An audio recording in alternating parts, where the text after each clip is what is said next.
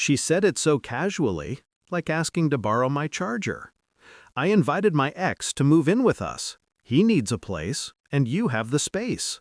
Her voice didn't tremble. Mine didn't either. I looked at her, really looked. The same woman who once said she couldn't sleep without my heartbeat beside her. Now she was offering our home like a charity shelter. I said one word. Interesting. She smiled, relieved. She thought I'd understood. I did, just not the way she hoped. Later that night she hummed in the kitchen, pouring wine, pretending nothing had shifted. But I could feel it, the quiet tilt of something sacred breaking. I stared at her reflection in the window as she moved behind me, her face blurred by the glass. For the first time I realized how easily affection can hide arrogance. When she went to bed, I stayed awake.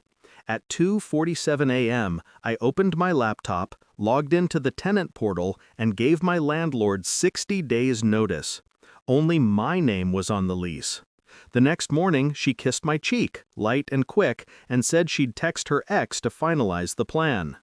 I nodded, sipping my coffee, the steam rising between us like fog. She didn't notice the detachment in my voice. Or maybe she did, and mistook it for weakness. That was her flaw. She confused calm for surrender. I started watching her in silence. How her phone turned upside down whenever she placed it on the table.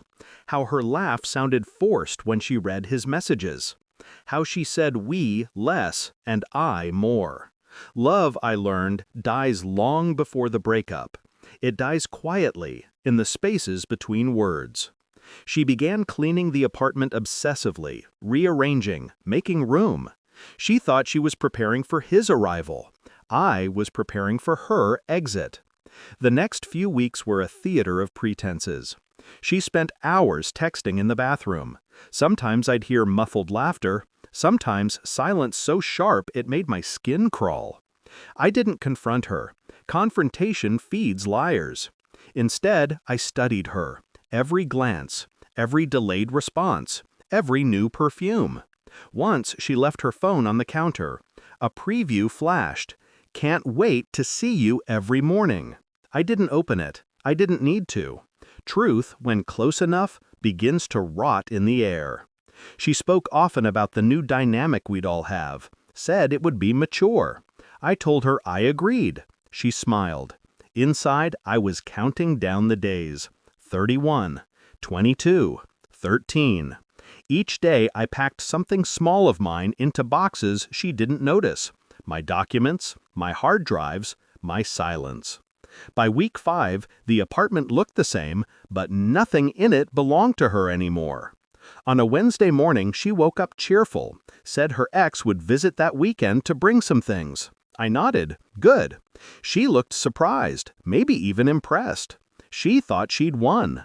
That afternoon, I met with the landlord. He confirmed the notice. Final inspection scheduled. Deposit returning to me. Everything was legal, clean, silent. Friday night, I made dinner. Her favorite: pasta, garlic, wine. She thought it was a peace offering. When she leaned across the table, smiling, I asked softly, "Do you love him?" The smile faltered. "What? It's a simple question." Her eyes darted away. "You're being ridiculous." "Maybe." I pushed my plate aside.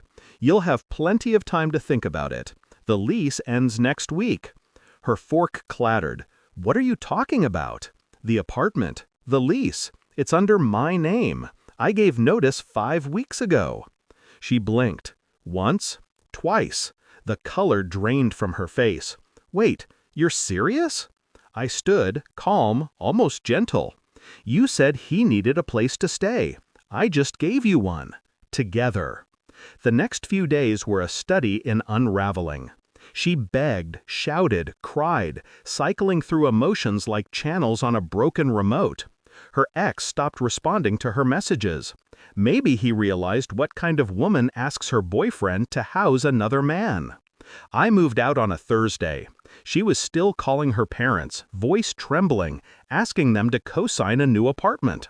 When I left, I didn't slam the door. I closed it quietly. Precision matters. The walls still smelled like her perfume, but it no longer meant anything. I left the key on the counter, next to a single sticky note. You always wanted more space.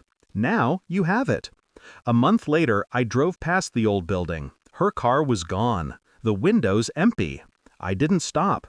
I thought about the way she'd looked when the truth landed. How disbelief turned into panic, then realization. That moment was worth every sleepless night. Revenge isn't fury. It's precision. It's the quiet execution of inevitability. Sometimes justice doesn't need words, just timing. She'd built her house on borrowed trust. I simply took back the foundation. And when people ask what happened between us, I tell them the truth. She redecorated herself out of a home. Then I smile and never look back.